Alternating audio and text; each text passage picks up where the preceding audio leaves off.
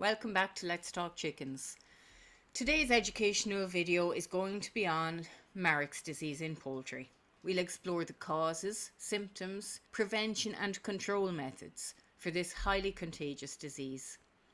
Marek's disease is a herpes virus. It's becoming more and more common in chickens and it causes cancer. Once a chicken catches Marek's disease, there is no cure. It is a highly contagious disease. I cannot say that enough.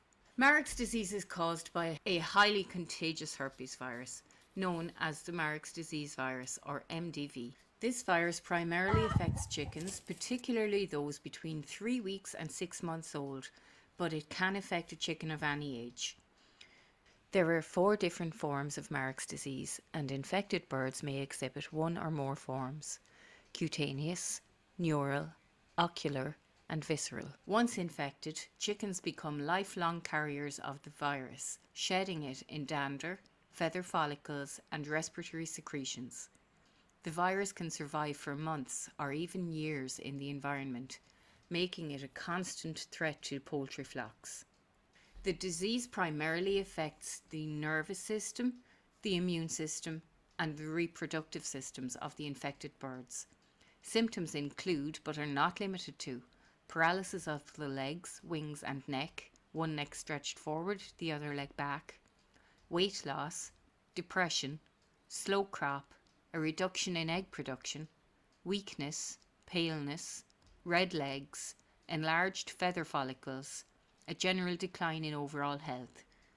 In the ocular strain, the infected bird can go partially or completely blind, or the eyes can take on a cloudy appearance resembling cataracts, the iris can change colour, or the pupil can take on an irregular shape or become unresponsive to light, resulting in a very small looking pupil. Immunosuppression is a common consequence of Marek's disease in poultry. Chickens infected with Marek's may experience periodic or long-term suppression of their immune system. The Marek's virus targets T lymphocytes, leading to a weakened immune response. As a result, infected birds become highly vulnerable to secondary diseases or illnesses, as their ability to combat these conditions is significantly diminished. Common examples include increased susceptibility to coccidiosis and viral respiratory diseases. Immunosuppression can vary in duration, ranging from temporary to permanent. In severe cases, some birds may experience complete immunosuppression, leaving them without any functioning immune system. Consequently, secondary diseases often become the primary cause of mortality in these instances. Marek's disease can cause chickens to go off their food or to become unable to eat, as they can become so uncoordinated that they can't connect with their food. So you may see them trying to eat, but they will be just stabbing with their beak in the general direction of the food, but unable to actually pick it up. And loose watery stools can also be a symptom, and you may notice the chicken wasting away, losing weight steadily. So in the first part of my video on how to break a broody hen, I show you how to check your chicken's weight. Tumours or lymphomas can also sometimes be observed externally. Marek's disease causes tumours on the internal major organs, but sometimes you will see these tumours externally under the skin as lumps, or in the cutaneous marks in the feather follicles. So where the feather comes out of the bird, around the feather base will become enlarged and can look inflamed. Marek's disease can also cause the chicken's comb to turn dark because the respiratory system can be affected, and so their breathing can also become laboured. However, it's worth noting that the laboured breathing will not be accompanied by bubbly eyes or mucus. So this is what differentiates this laboured breathing from a respiratory illness. When a flock is infected with Marek's disease, it can be very stressful for the chicken owner to determine what the problem is, because the symptoms can appear and then disappear and the chicken can seem fine again. And this can happen many times. Also, there can be just one symptom, or there can be many symptoms. Marek's disease also can lie dormant, so there may be no symptoms at all. The Merck Veterinary Manual states that Marek's disease is one of the most ubiquitous avian infections. It is identified in chicken flocks worldwide. Every flock, except for those maintained under strict pathogen-free conditions, is presumed to be infected. Thankfully, well, as far as we know today, with what limited data we do have on poultry in Ireland, this is not yet the case.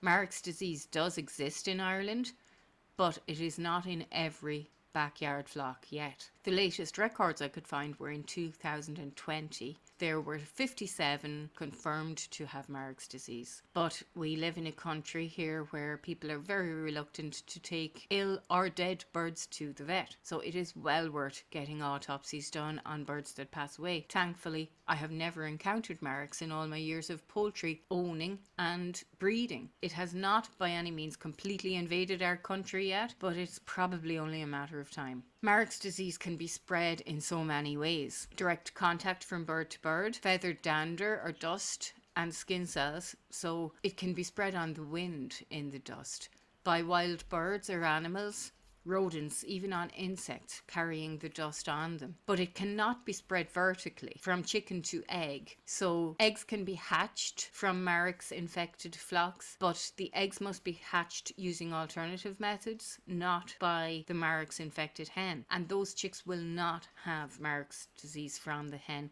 but of course must be kept completely separate. If you suspect Marek's in your flock, it is crucial to consult a veterinarian for a proper diagnosis. They can conduct laboratory tests to confirm the presence of the virus and differentiate it from other poultry diseases with similar symptoms, of which there are many. Prevention is key to combating Marek's disease. The Marek's vaccination. I believe there are 3 available, but regardless, the vaccination prevents tumour growth. It does not prevent the bird from catching the virus, it does not prevent the bird from carrying the virus, and it does not prevent the bird from spreading the virus. But it helps prevent the bird from succumbing to the disease. They are still vulnerable to catching Marek's, even when vaccinated and spreading it, but there's a better chance that they will remain asymptomatic. Vaccination plays a role in preventing losses due to this deadly virus by preventing lymphoid tumour growth. So this is also beneficial to egg producing businesses. Vaccines are administered to chicks within the first day of hatching or through in ovo vaccinations, and this involves vaccinating the eggs on day 18 of incubation. If chicks are to be vaccinated, it must be done within the first 36 hours following hatch, preferably within 24 hours. There are, I believe, 3 different vaccination types that can be used, but with all of these vaccinations, a strict protocol must be followed to vaccinate properly. Following vaccination, the chicks must be kept separate to any potential Marek's disease, so from all other birds, depending on the vaccine they receive. So the minimum time frame to keep them separate ranges from 1 week to 3 weeks, depending on what vaccination is used. But regardless, the longer they can be kept separate from other chickens, the better. The most common and oldest Marek's vaccination for chickens is a form of the turkey herpesvirus. Now, there is no chance of a vaccinated chicken passing this virus on to other chickens, so that is not an issue. The issue with mixing vaccinated and unvaccinated chickens is that the vaccination hides Marek's. A vaccinated chicken may be carrying Marek's, but you have no way of knowing, so it can transmit this onto the unvaccinated birds. Implementing strict biosecurity measures is crucial to the health of your flock, regardless of what disease you're trying to protect them from. Limiting access to the flock, disinfecting equipment, and practicing good hygiene can help minimize the risk of introducing any virus to your poultry, including Marek's disease. And be extremely careful about where you source your chickens from. Do your homework. Speak to previous customers before you commit to buying from anyone. This is the best possible way of confirming that you're getting healthy, well looked after, disease-free chickens. Always quarantine new chickens. Lengths of time to quarantine them for: a minimum of 2 weeks. I am OCD with this. I quarantine them for 8 weeks at all times, but definitely give the birds some time in quarantine to allow illnesses and diseases to show up that are hiding. Moving birds from one location to another creates stress. This allows diseases and illnesses to show themselves. So time in quarantine is a good place to observe them and see if anything crops up. Marek's won't always show up in quarantine, but sometimes it will. Marek's disease takes 3 weeks to show up once infected. If Marek's appears in your flock, take a minute to figure out where it came from. Did you introduce new birds recently? Or were you on another poultry premises recently? Or was another poultry keeper on your premises recently? Diseases can also be spread through any poultry gathering. A poultry fair, a poultry sale, a poultry show, anything. So just practice good biosecurity measures when going to any of these places. If Marek's disease is already present in your flock, there are steps you can take to control its spread. So it's not automatically a death sentence.